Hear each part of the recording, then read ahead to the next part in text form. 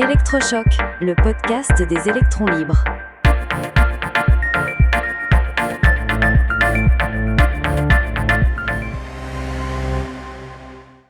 Électricité. Aux États-Unis, une croissance vraiment inédite? Aujourd'hui, nous allons nous pencher sur une question qui agite beaucoup le monde de l'énergie. Bonjour Max, bonjour à tous. Oui, on entend partout le mot explosion de la demande d'électricité, notamment aux États-Unis. C'est un sujet fascinant car il est porté par des moteurs très actuels comme l'intelligence artificielle, les data centers et bien sûr l'électrification des transports. Exactement. Et cette croissance, en soi, c'est plutôt une bonne nouvelle. Elle signifie qu'on remplace petit à petit les énergies fossiles par de l'électricité, ce qui est au cœur de la transition énergétique. Mais la vraie question qui se pose et qui inquiète un peu tout le monde, c'est: nos réseaux électriques sont-ils prêts à encaisser ce choc? C'est la question cruciale. Et pour y répondre, il faut se demander si cette hausse est vraiment si inédite qu'on le dit. Est-ce une accélération brutale, jamais vue, ou est-ce qu'on a déjà connu ça par le passé? Pour y voir plus clair, on peut regarder les projections. Des cabinets comme McKinsey, par exemple, tablent sur une croissance moyenne de la demande de 3,5% par an jusqu'en 2040 aux États-Unis. 3,5% par an. Alors, si on compare ça aux années 2010, où la demande était complètement plate, c'est une rupture totale. On passe de la stagnation à une vraie croissance soutenue.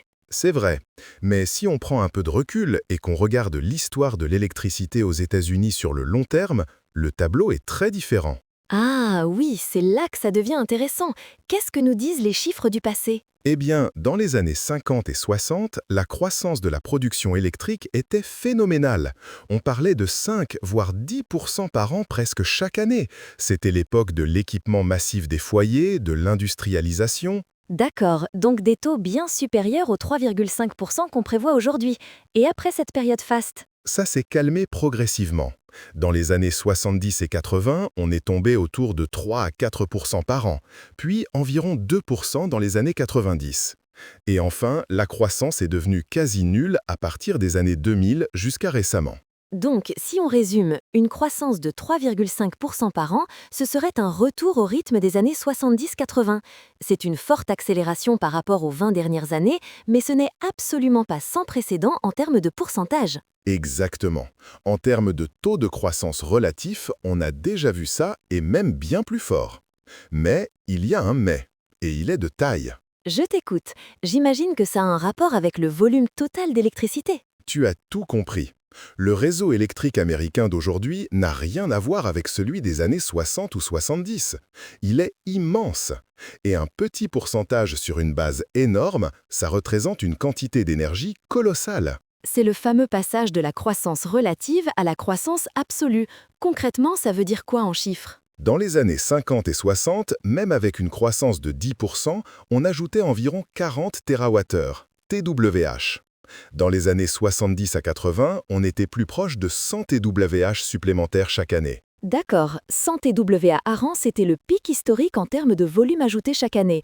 Et aujourd'hui, avec nos fameux 3,5% de croissance prévue, Eh bien, c'est là que le mot « inédit » prend tout son sens. Appliquer ce taux au réseau actuel signifie qu'il faudra ajouter entre 150 et 250 TW chaque année. ah oui, là on change complètement d'échelle. On n'a donc jamais eu à ajouter une telle quantité d'électricité au réseau année après année de manière continue. Jamais. On a pu connaître des pics ponctuels, souvent pour rattraper une chute l'année d'avant, mais une telle augmentation soutenue, c'est du jamais vu. C'est ça le véritable défi. Et ce défi, il est déjà là. On entend que les réseaux sont déjà sous tension, qu'ils saturent par endroits. Oui, et ce n'est pas qu'une question de volume total.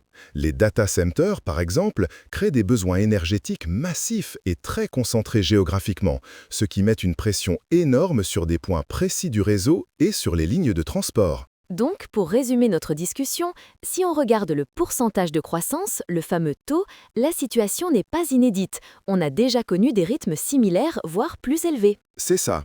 Pas de quoi paniquer si on regarde uniquement ce chiffre. Mais si on regarde le volume d'électricité qu'il faut produire et transporter en plus chaque année, là, on entre dans une ère totalement nouvelle. Le défi de construction d'infrastructures, centrales, lignes à haute tension, transformateurs, est lui absolument sans précédent. Voilà, la question n'est donc pas tant est-ce que la demande explose en pourcentage, mais plutôt comment va-t-on réussir à construire assez vite pour fournir ces centaines de térawattheures chaque année? C'est là que se situe le véritable enjeu, pour les États-Unis et par extension pour beaucoup d'autres pays qui suivent la même trajectoire. Un défi colossal qui demandera des investissements énormes. Merci Max pour cet éclairage très nuancé. Merci à toi Céleste, c'est un sujet qu'on continuera de suivre de très près. Soutenez les électrons libres. Abonnez-vous sur lel.media.